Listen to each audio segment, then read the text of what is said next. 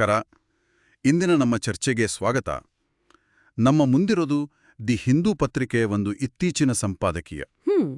ಇದು ಮುಖ್ಯವಾಗಿ ರಾಷ್ಟ್ರೀಯ ಶಿಕ್ಷಣ ನೀತಿ 2020 ಅಂದ್ರೆ NEP ಮತ್ತೆ ಅದರ ತ್ರಿಭಾಷಾ ಸೂತ್ರದ ಬಗ್ಗೆ ಮಾತಾಡುತ್ತೆ. ಹೌದು, ಅದರಲ್ಲೂ ವಿಶೇಷವಾಗಿ ಮಹಾರಾಷ್ಟ್ರದಲ್ಲಿ ಈ ಹಿಂದಿ ಭಾಷೆಗೆ ಸಂಬಂಧಪಟ್ಟ ಹಾಗೆ ಆದ ಒಂದು ವಿವಾದ ಇದೆಯಲ್ಲ.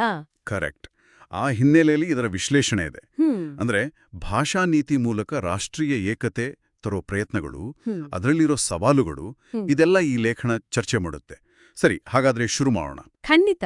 ನೋಡಿ, ಈ ಸಂಪಾದಕೀಯದ ಒಂದು ಇಂಟ್ರೆಸ್ಟಿಂಗ್ ಪಾಯಿಂಟ್ ಏನಂದ್ರೆ NEP 2020 ಸೈದ್ಧಾಂತಿಕವಾಗಿ ಹಳೆ ಪಾಲಿಸಿಗಳಿಗಿಂತ ಸ್ವಲ್ಪ ಜಾಸ್ತಿ ಫ್ಲೆಕ್ಸಿಬಲ್ ಆಗಿದೆ ಅಂತಾರೆ. ಆದ್ರೂ ಕೂಡ ಹಿಂದಿ ಭಾಷೆ ಮಾತಾಡದ ರಾಜ್ಯಗಳಲ್ಲಿ ಆ ಹಿಂದಿ ಹೇರಿಕೆಯ ಭಯ ಇದೆಯಲ್ಲ, ಆತಂಕ. ಹೌದು, ಆ ಆತಂಕ ಇನ್ನೂ ಹೋಗಿಲ್ಲ ಅಂತ ಇದು ಹೇಳುತ್ತೆ. ಮಹಾರಾಷ್ಟ್ರದ ಉದಾಹರಣೆ ಅದಕ್ಕೆ ಸಪೋರ್ಟ್ ಮಾಡುತ್ತೆ ಅನ್ನೋದು ಲೇಖನದ ವಾದ ಅಲ್ವಾ? ಖಂಡಿತವಾಗಿ. ಅದ್ ಹೇಗೆ ಅಂತ ನೋಡೋಣ. ಮೊದಲಿಗೆ ಈ NEP 2020ರ ತ್ರಿಭಾಷಾ ಸೂತ್ರ ಅದು ಏನ್ ಹೇಳುತ್ತೆ ಅಂತ ಸ್ವಲ್ಪ ಕ್ಲಿಯರ್ ಮಾಡ್ಕೊಳ್ಳೋಣ. ಸರಿ.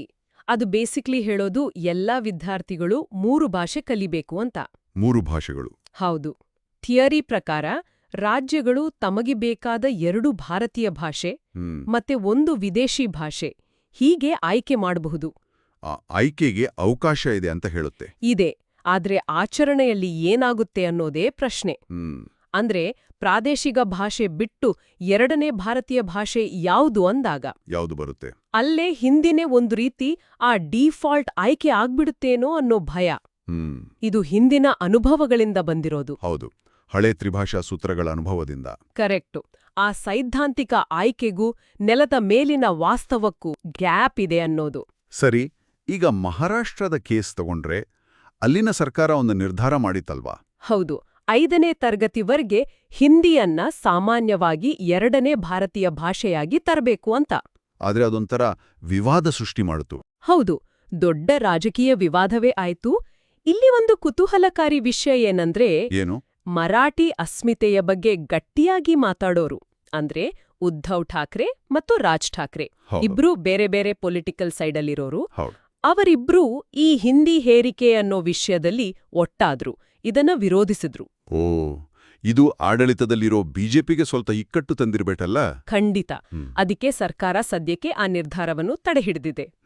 ಮತ್ತೆ ಈ ಭಾಷಾ ನೀತಿ ಬಗ್ಗೆ ಪರಿಶೀಲನೆ ಮಾಡೋಕೆ ಡಾಕ್ಟರ್ ನರೇಂದ್ರ ಜಾಧವ್ ಅವರ ನೇತೃತ್ವದಲ್ಲಿ ಒಂದು ಸಮಿತಿ ರಚಿಸಿದ್ದಾರೆ. ಸರಿ, ಆ ಸಮಿತಿ ಏನ್ ಹೇಳುತ್ತೋ ಅದನ್ನ ಒಪ್ಕೊಳ್ತೀವಿ ಅಂತ ಮುಖ್ಯಮಂತ್ರಿ ಫಡ್ನವೀಸ್ ಕೂಡ ಹೇಳಿದ್ದಾರೆ ಅಂತ ಕಾಣುತ್ತೆ. ಹೌದು, ಆ ರೀತಿ ಹೇಳಿಕೆ ಬಂದಿದೆ. ಈಗ ಅನುಷ್ಠಾನದ ಸವಾಲುಗಳ ಬಗ್ಗೆ ಮಾತಾಡೋದಾದ್ರೆ ಸಂಪಾದಕೀಯದಲ್ಲಿ ಬಿಹಾರ್ಲ ಉದಾಹರಣೆ ಕೊಟ್ಟಿದ್ದಾರೆ.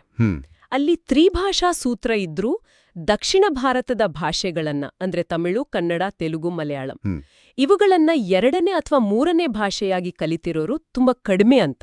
ಹೌದು, ನಗಣ್ಯ ಅಂತಾನೆ ಹೇಳಬಹುದು. ಹೆಚ್ಚಾಗಿ ಎಲ್ರೂ ಹಿಂದಿ ಅಥವಾ ಸಂಸ್ಕೃತವನ್ನೇ ಆಯ್ಕೆ ಮಾಡ್ತಾರೆ. ಯಾಕೆಂಗೆ?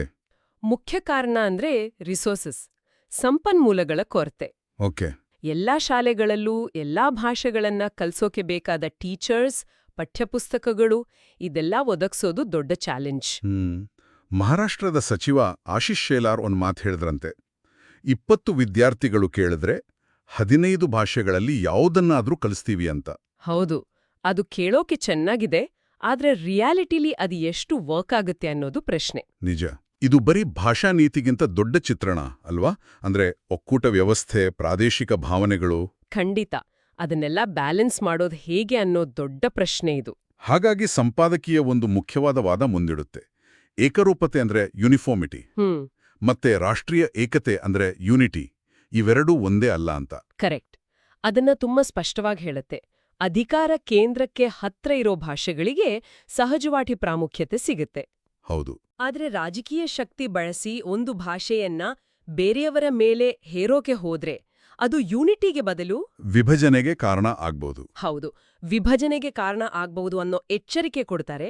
ಇನ್ನೊಂದು ಪಾಯಿಂಟ್ ನೋಡಿ, ಈಗ ಹಿಂದಿ ಮಾತಾಡೋ ರಾಜ್ಯಗಳಲ್ಲೂ ಕೂಡ ಇಂಗ್ಲಿಷ್ ಕಲಿಯೋಕೆ ವಿದ್ಯಾರ್ಥಿಗಳು ಜಾಸ್ತಿ ಇಂಟ್ರೆಸ್ಟ್ ತೋರಿಸ್ತಿದ್ದಾರೆ. ಹೌದಾ? ಹೌದು. ಈ ಎಲ್ಲಾ ಹಿನ್ನೆಲೆಯಲ್ಲಿ ಬಿಜೆಪಿ ತನ್ನ ಭಾಷಾ ನೀತಿಯ ಬಗ್ಗೆ ದೇಶದ ಬೇರೆ ಬೇರೆ ಕಡೆಯಿಂದ ಬರ್ತಿರೋ ಪ್ರತಿಕ್ರಿಯೆಗಳನ್ನ ಸೀರಿಯಸ್ ಆಗಿ ತಗೊಂಡು ಮರುಪರಿಶೀಲನೆ ಮಾಡ್ಬೇಕಾ? ಹೌದು, ನಿಜವಾದ ಏಕತೆಯ ಭಾಷೆಯನ್ನ ಕಲಿಬೇಕು ಅಂತ ಸಂಪಾದಕೀಯ ಹೇಳುತ್ತೆ. ಅಂದ್ರೆ ವೈವಿಧ್ಯತೆಯನ್ನ ಗೌರವಿಸೋ ದಾರಿಯನ್ನ ಹಿಡಿಬೇಕು ಅಂತ. ಹಾಗಾದ್ರೆ ಒಟ್ಟಾರೆಯಾಗಿ ನೋಡಿದ್ರೆ NEP 2020ರ ತ್ರಿಭಾಷಾ ಸೂತ್ರದಲ್ಲಿರೋ ಥಿಯರಿ ಒಂದ್ ಕಡೆ, ಆದರೆ ಅದನ್ನ ಜಾರಿಗೊಳಿಸಬೇಕಾಗಾದ್ರೆ ಬರೋ ಪ್ರಾಕ್ಟಿಕಲ್ ಸಮಸ್ಯೆಗಳು ಹಿಂದಿ ಕೇಂದ್ರೀಕೃತ ಆಗುತ್ತೆ ಅನ್ನೋ ಆತಂಕ ಇದು ಇನ್ನೊಂದು ಕಡೆ. ಹೌದು, ಇವೆರಡರ ನಡುವಿನ ಒಂದು ಟೆನ್ಷನ್ ಕಾಣಿಸ್ತಿದೆ. ಮಹಾರಾಷ್ಟ್ರದ ಘಟನೆ, ಭಾಷೆ ಅನ್ನೋದು ಎಷ್ಟು ಸೆನ್ಸಿಟಿವ್ ವಿಷಯ, ಎಷ್ಟು ರಾಜಕೀಯವಾಗಿ ಪ್ರಭಾವ ಬೀರುತ್ತೆ ಅನ್ನೋದಕ್ಕೆ ಲೇಟೆಸ್ಟ್ ಎಕ್ಸಾಂಪಲ್. ನಿಜ. ಕೊನೆಗೆ ಸಂಪಾದಕೀಯದ ತಿರುಳು ಏನಪ್ಪಾನೆ, ಏಕರೂಪದೇನೆ ಏಕತೆ ಅಂತ ತಿಳಿಬಾರ್ದು. ನಿಜವಾದ ರಾಷ್ಟ್ರೀಯ ಐಕ್ಯತೆ ಅಂದ್ರೆ ಈ ಭಾಷಾ ವೈವಿಧ್ಯತೆ ಇದೆಯಲ್ಲ, ಅದನ್ನ ಗೌರವಿಸೋದ್ರಲ್ಲಿ ಇದೆ. ಸರಿ. ಇದು ನಮ್ಮುಂದೆ ಒಂದು ಮುಖ್ಯವಾದ ಪ್ರಶ್ನೆಯನ್ನ ಇಡುತ್ತೆ, ಅಲ್ವೇ?